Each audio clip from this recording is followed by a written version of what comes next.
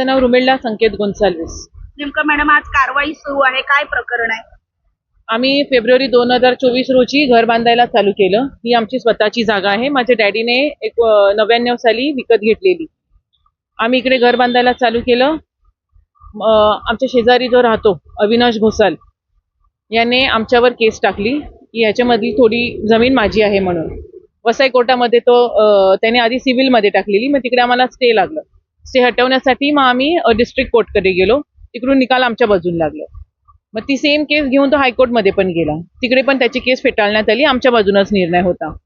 मग नंतर आता सूड उगवण्यासाठी, म्हणजे जमिनीबद्दल काही होत नाही म्हणून सूड उगवण्यासाठी त्याने इलिगल कन्स्ट्रक्शन आहे असं आमच्यावर हे केले, आरोप ठेवला. आता तुम्ही मला सांगा, वसई विरारमध्ये कोण घेतं परमिशन? स्थानिक लोक आहोत आम्ही. स्वतःची जमीन, आम्ही स्वतःला घर बांधतो. काही कमर्शियल नाही इकडे, बिल्डिंग किंवा असं काही ऑफिस नाही.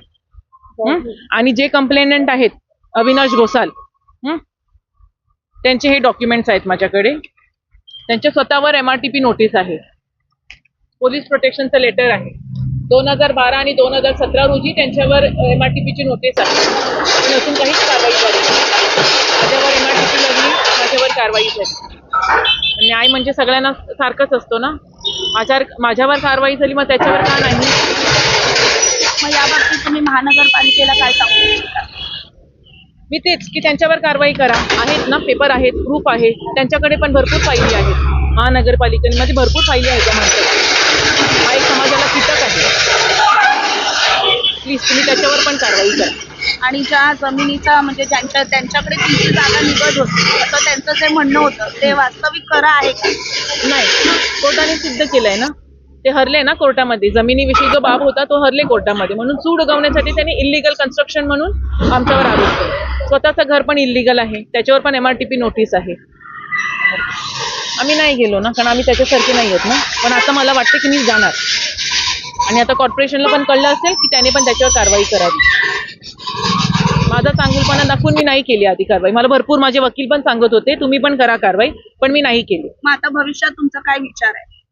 जर आज तुम्हाला घरापासून वंचित व्हायची वेळ आली तुमच्यावर, तर आता भविष्यामध्ये तुम्ही या गोष्टीकडे पाठपुरावा करणार आहात का? हो, आम्ही नक्कीच करणार आहोत. पाठपुरावा तर करणार. मिरांडा, मी रुमिल्लाचा भाऊ. घराचं यांचं स्वप्न होतं आणि त्याच्यासाठी त्यांनी बरेच कष्ट केले आणि पैसे वगैरे जमवून 35 लाखाचं लोन घेतलेलं आहे मेन म्हणजे. आणि जेव्हा हायकोर्टचा जेव्हा निकाल लागला आमच्या विरुद्ध आणि घर डिमोलिशनची ऑर्डर आली, तर त्याचा ताण आमच्या जावाईला आला आणि त्यांचं हृदयाच्या याच्याने झटक्याने निधन झालं त्यांचं.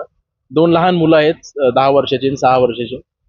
आणि आता ती अनाथ आहेत, कारण घर पण नाहीये, वडील पण नाहीये आणि न्याय अजून आम्हाला मिळालेला नाहीये. नगरपालिकेकडे आम्ही पाठपुरावा नक्कीच करणार आणि जोपर्यंत समोरच्या व्यक्तीला ही शिक्षा होत नाही तोपर्यंत आम्ही एकत्रपणे सर्व लढणार आणि जिथे जायला लागेल तिथे मी जाऊ आणि नक्की आम्हाला विश्वास आहे की आम्हाला न्याय नक्की मिळेल.